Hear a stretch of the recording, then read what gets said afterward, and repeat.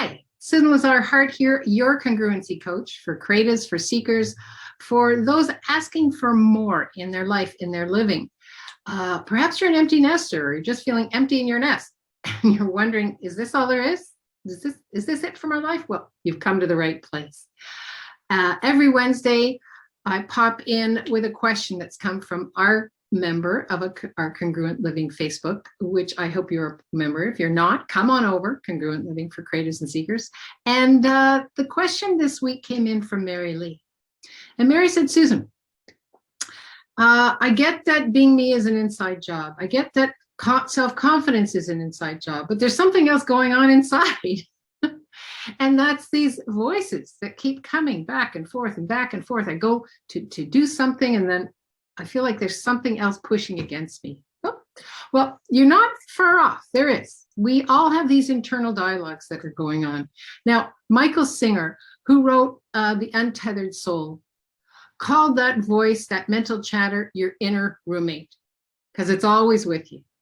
Came in with you, it's going to leave with you. And here's the secret. It's how we deal with it, how we are with it, how present are you willing to be with those voices? And that's what we're going to talk about on Ask Susan today. How do you deal with those inside voices? How do you let them go? Right? The truth is, they're memories. They're experiences, their memories, their belief systems that we bought as real and true at some point or other. Either they were repeated back to us, or we repeated it to somebody else to get their acknowledgement, to get their love, to get their making sure that we were taken care of. Maybe we chose whatever those voices are so we wouldn't threaten someone with how brilliant we are.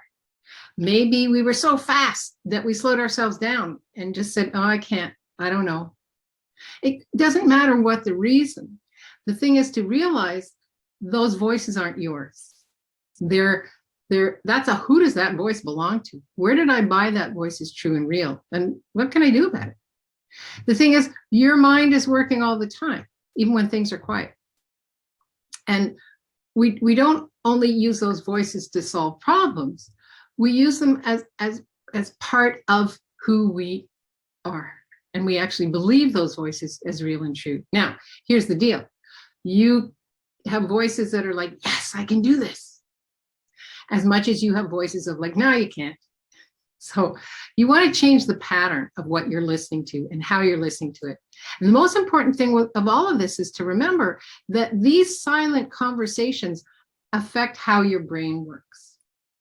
So our words aren't just idle chatter. They have a vibration to it.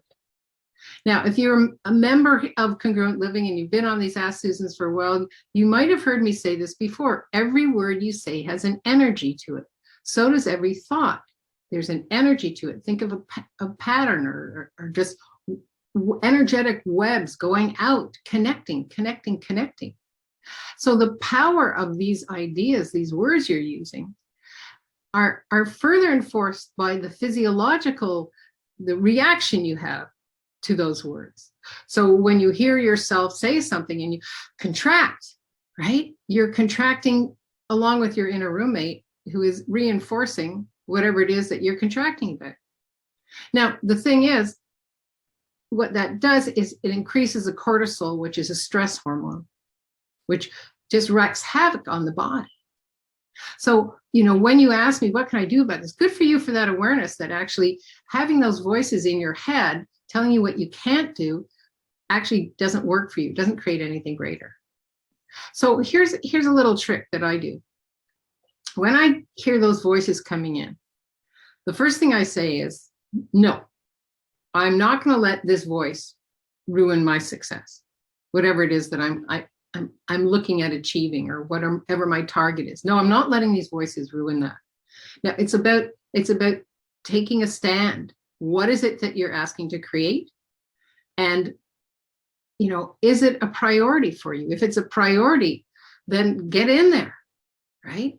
And start stacking the good, stacking the positivity, stacking the memories that you have of when you have accomplished something and what that creates for you. Because if you stack those voices, you just go into them like a filing system. oh, I can't do that, or it always turns out like this, or I'll never, or, my mom, dad, partner, boss, whatever that was, they were probably right. This is too hard. Where did you buy that as real and true? You're an infinite being who chose this body for an infinite experience. So there's always going to be a balance of cause and effect. So you have to ask yourself, what's causing this voice? And what effect is it creating in my life and living? Is this effect that I would like to have? No, dang it, I'm not letting this voice ruin my success. Not happening, not on my watch. How do I shift that? But Susan, I keep sliding into those memories. Great. Take a piece of paper, write down some memories that you have that actually had you creating, in the first third of your life, in the second third of your life, in the last third of your life, whatever that is. Write down those memories. Oh yeah, I forgot. You know what? I was class valedictorian. Oh, I forgot I won that swim race. Or I forgot, we forget. This reality, as bizarre as it sounds, actually wants you to remember the crap so that you buy more, you're less of a leader, you're needing help all the time, rather than who am I being right now? Who does that voice belong to? Where did I buy those voices as real and true? And what memories can I tap into that actually have me stacking the good, the positive? Yeah, I'm the kind of person that actually takes a chance and goes for it. I'm the kind of person that steps into my knowing and asks, who am I today? My grand and glorious adventure. Can I be, do, have, create, change, choose, instill, and instigate? That's a long one. That's what I've been playing with for years, right? Who am I today? Who do you want to be, right? When you have those voices going on, ask yourself, who do I want to be? Do I want to be somebody who's in love with my life? Or do I want to be somebody who's a woulda, coulda, shoulda? The choice is up to you. So thank you so much for your questions. Come on in, and meaning come on in, come on over to Congruent Living for Creatives and Seekers. It's where all the action is. And let me know what popped for you with this. What awareness did you have of the voices that you have been hearing and what those have been causing? And give me a great memory, right, that you tap into that actually has you saying, nope, I'm going for it. I've been in the winner's circle before, and I'm heading there again. Until we meet again, live boldly, love greatly, and be that fearless leader that you came here to be, because the world needs more of you. That boldness that you have, that willingness to step out of this reality and create something that you love, right? I wonder what that could create. Until we meet again. And keep those questions coming in. Just let me know what's popping for you, and I'll hit them with our Ask Susan on Wednesday. Have a great day. Bye-bye. Oh, and thanks a lot for coming in. I love it. #replay if you're watching this later. I come and check every day.